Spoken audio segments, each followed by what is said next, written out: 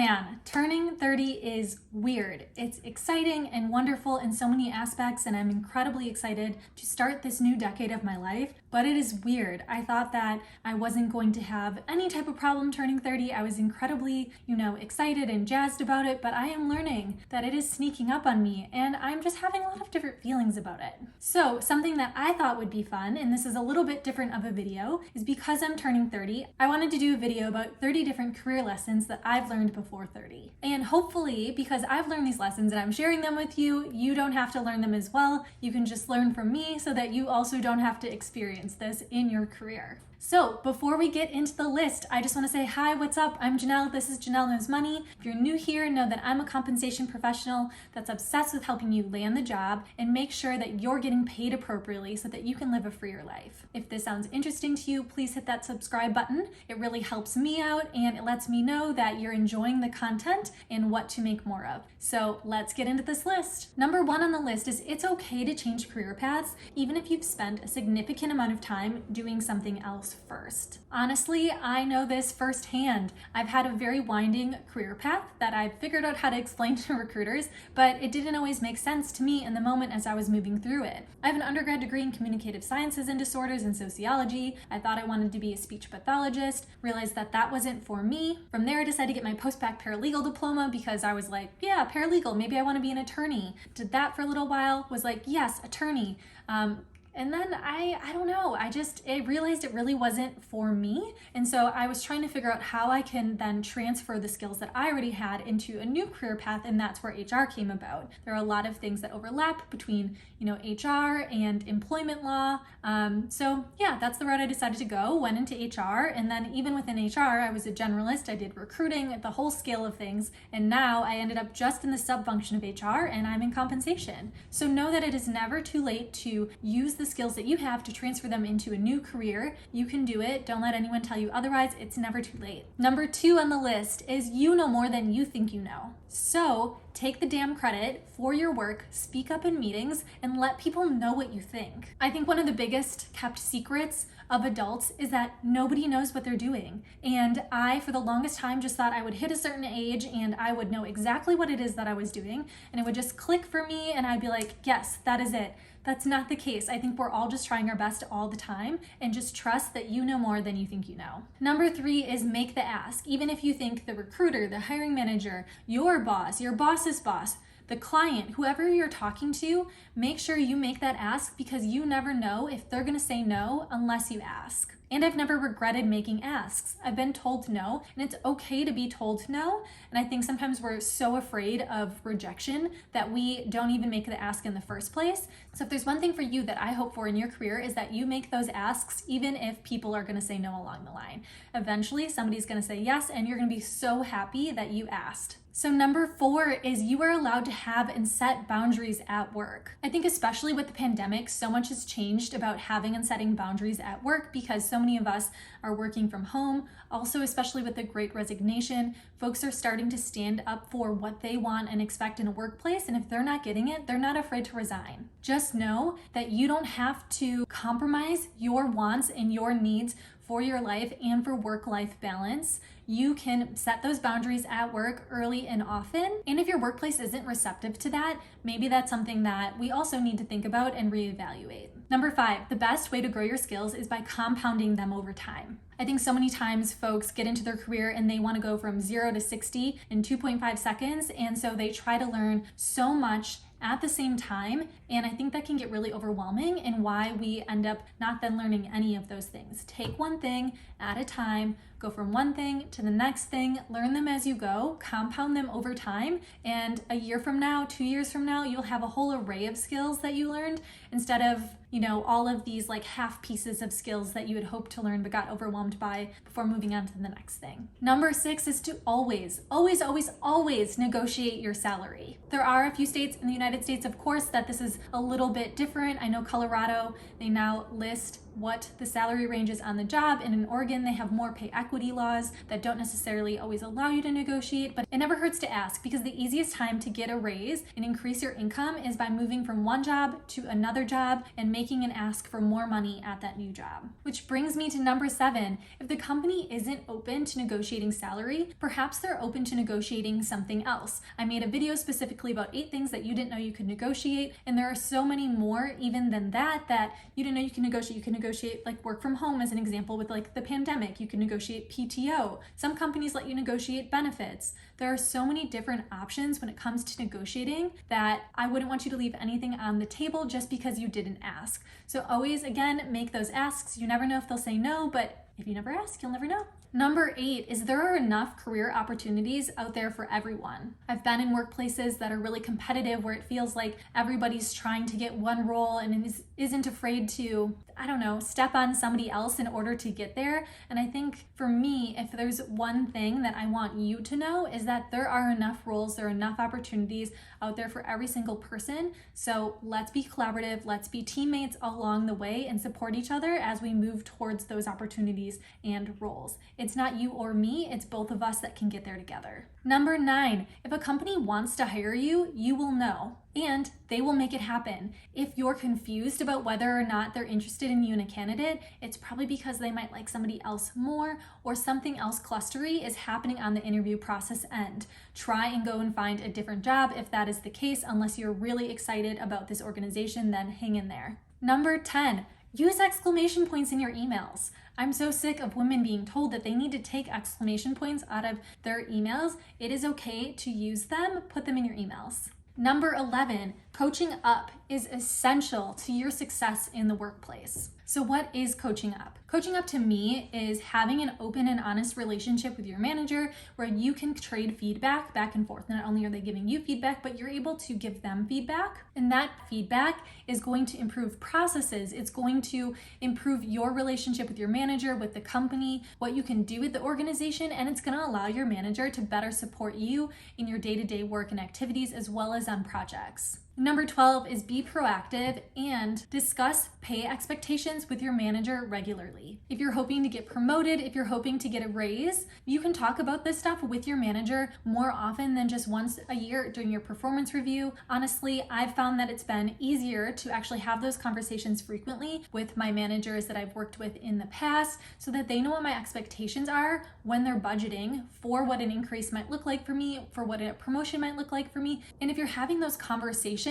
about what career growth looks like to you, then when a project comes across their plate, they can pretty quickly identify whether or not it's something you'd be interested in working on that would allow you to continue to grow in your career. Number 13 is to lead with gratitude and kindness, even if somebody isn't giving you that same energy in return. So much about the workplace, at least in corporate America, is building relationships. And so even if, unfortunately, you're not always receiving the respect that you deserve, I would still encourage you to lead with kindness, to lead with openness, and to lead with gratitude for the people around you and the collaboration that they have given you. Number 14, success is not a high-paying job where you're working 1,000,000 hours a week. I mean, for some people, it absolutely can be, and that is totally okay if that's what success means to you, but it doesn't have to be that way. I think sometimes we get so caught up in this narrative of what it means to be successful, and we watch movies and the successful person is always the executive that's like constantly on their phone or they're consistently working. And I want you to think about reframing that narrative for yourself in your career. Success doesn't just have to be working 1,000,000 hours a week, getting paid really well. It can mean so much more than that. So take out a pen and a journal and start journaling out what success might mean to you instead. Number 15 is you do not need a master's degree to be successful. Working within HR, within organizations, I think a lot of times people have this preconceived notion that if they get their master's degree, they're going to be paid more, they're going to be a higher, more valuable employee, and I just haven't really seen that being the case. I mean, I do personally have my master's. I used it more as like a career transition from going from the legal realm into HR, and that's what worked best for me. However, I could have gotten into HR without going and getting my master's, and I wish that's something that I would have tried and known at an earlier age. And I just want you to know that you don't have to spend all of this money on a master's degree, go into debt for a master's degree when you don't necessarily need that to be successful at work. Honestly, nobody even talks about having master's degrees at work. And when I was recruiting, it's not even something that I regularly looked for and like put to the top of my list because one person had a master's over another. Some recruiters in other organizations and other professions might be a little bit different. I know pay is different, for example, for teachers. If you do have your master's degree, you can get paid more. So that's something to consider for other professions. But I'm just saying you don't have to go into debt to get a master's in order to be valued in the workplace. Number 16 is something that I've been working on. I've been trying really hard to get there with this, and so I wanted to share it with you. Your value as a human being is not derived from your work. You are just inherently valuable as you are, for who you are, for bringing whatever it is that you have within you to the table. You do not need to produce anything in order to be valuable, and I think it's important that you know that. Which brings me to number 17. It's okay to not want to put all of your time and effort into your career. It's okay to go to your job and clock in and clock out at 5 p.m. and be done for the day. And I wish that somebody would have told me that earlier on, because I was constantly sitting and trying to derive all of my value from my work and put all of my time and value into my work. And that's not necessarily true. You do not have to put all of your time and your effort into your career. There's so many other ways that you could be spending your time on your hobbies, on your relationships with the people that you love, and that is just as wonderful and valuable as putting it into your career. Number 18, you are allowed to be as open or as closed off to your coworkers as you want to be. I think so many times we're in workplaces now that like are really pushing this company culture where everybody is best friends and we all get along. And I just want you to know that you are not required to be best friends with your coworkers, even if your company makes it feel that way. They are not your family. They are people that you spend a lot of time with. And if you find a few friends at work that you really enjoy and appreciate, that's fantastic. Definitely make friends at work. But if you don't want to get your friendships from work, that is okay. And you don't have to be friends with your coworkers. You're more than equipped to go into your job, do your job really well, be very friendly with everybody at work, and leave at the end of the day and go and get a drink with another friend that you met elsewhere. Number 19 is one you've probably heard from a lot of different people, but please take just out of all of your emails and give your recommendations with confidence. Surprisingly, confidence goes a long way in the workplace. Whether we love that or whether we hate that, if you just give your opinion with confidence, people are going to feel so much better about your recommendation and perhaps even want to move forward with that because they know that you feel good about it and you feel like it's going to work because you're confident in that idea. Number 20, it's okay if you don't want to come out at work. It is not your job to be queer representing at work. You don't have to if you don't want to, and that's okay. Number 21, not everyone at work is going to like you, and that is also okay. The most important thing at work is that you do have a working relationship with that individual where you can collaborate together, but you don't have to be best friends, like I mentioned before. And again, that is okay. Number 22, don't be afraid to raise red flags at work. And if you do, always put them in writing. Even if putting them in writing means that you're writing an email to yourself about the date and time and who you chatted with and what red flag you raised and sending it to yourself. That way you at least have some type of notation that is going to protect you if something's going to happen because you raised that red flag and nobody did anything about it.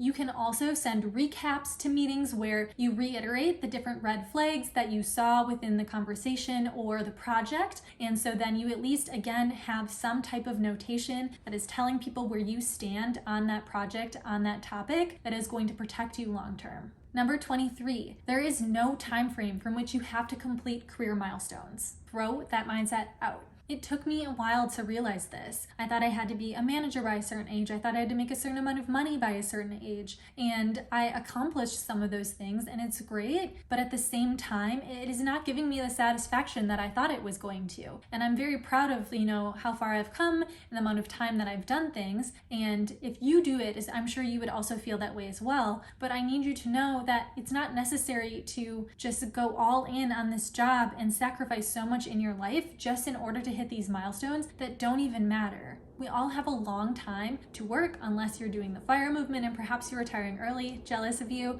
But we have a lot of time to work and there's a lot of opportunity over that time in order to hit the career milestones that you're looking to hit. Number 24, It's okay to not want to climb the corporate career ladder. When I was younger, I didn't always understand why everybody didn't want to be an executive. I always thought, why isn't everyone trying to go for these top level roles? Because they make a lot of money, they have a lot of respect, there's, an element of power there. And as I've gotten older and as I've observed people climbing the corporate ladder, I get it. I get why people stop at a certain level at a certain point.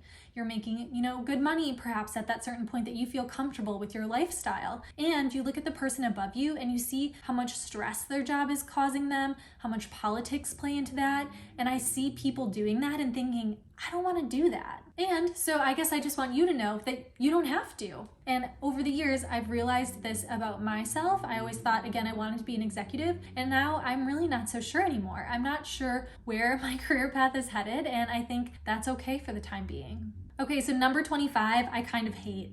It's sometimes you have to show up even if you don't want to. I am so here for taking time to rest and recharge when you need to. But at the same time, unfortunately, sometimes with work, we have to show up for the day, even if we are not all in on that particular day because something might have happened in our lives that's making it hard to be. But that doesn't mean, unfortunately, that we don't have to show up. But just know that you can show up within the boundaries that you have set that are going to make you happy at your job. So you know what? Perhaps you show up, but you show up from 8:30 to 5 p.m. and you are clocked out after that, and that is great. Number 26 is to always give credit to your coworkers for their contributions, and to never, ever, ever take credit for their work. Even if you're working on a project and you have completed 90% of the project and 10% of it was done by other individuals on your team and you're giving a presentation about that project, I would encourage you to point out the contributions that other people on your team made to that project. It's going to facilitate a warmer environment at work. It's going to make people want to help you more frequently when you're working on projects. And it's just going to be a more collaborative and happier environment to be in. And people are going to want to work with you. They're going to want to be around you. And I think that's pretty special. So always give credit to people when credit is due. Number 27 might be controversial, but there is no designated amount of time that you have to stay at your job before you get a new one. At the end of the day, you have to do what's best for you, your mental health, and for you from a job career perspective. And if that means switching jobs more quickly than some people in your life might approve of, that's okay. Do what's best for you. You are the one living your life, not them. Make the choice and make the switch, and that is okay. Number 28. Almost anybody can make a career change as long as you can identify skills gaps and figure out what your transferable skills are and how to shift and morph them into those skill gaps that you might have from one job to another. I want to do a whole other video talking about how to transition career paths because this is something I've done on more than one occasion, and I want to be able to help other people know and realize and understand that you too can transition career paths. And just because you don't have experience doing something doesn't mean you don't have transferable knowledge and skills that can help you get there. Number 29 is never let somebody else tell you that you're not on the right career path or you're not in the right job. Only you can determine that. Only you can figure out and determine if the job that you're in is making you happy, whether or not you like it, whether or not you enjoy spending your time doing that. I think so many times other people's opinions and judgments cloud whether or not we decide to pursue one thing over another thing. And I need you to know that you're enough and that whatever it is that you pick for your career path is perfectly wonderful and fine, and don't let anybody else's opinion stop you from doing what you want to do. Number 30, so we've made it all the way to the end. Number 30 is to just stay open-minded to new ideas, to working with new people, to hearing other people's perspectives, and to really just having open and honest discussions and conversations with everybody that you come into contact with, gathering all of that information and being open to making shifts and changes to the projects and the work that you're doing on a regular basis. So if you made it all the way to the end of this video, thank you so much for watching. Let me know in the comments which was your favorite career tip, and if you have any additional career tips that you have learned while working in a corporate environment or even not in a corporate environment, wherever you have worked. If you like this content, make sure to give it a thumbs up and hit subscribe. I do new videos every week. Thank you so much. Have a nice day.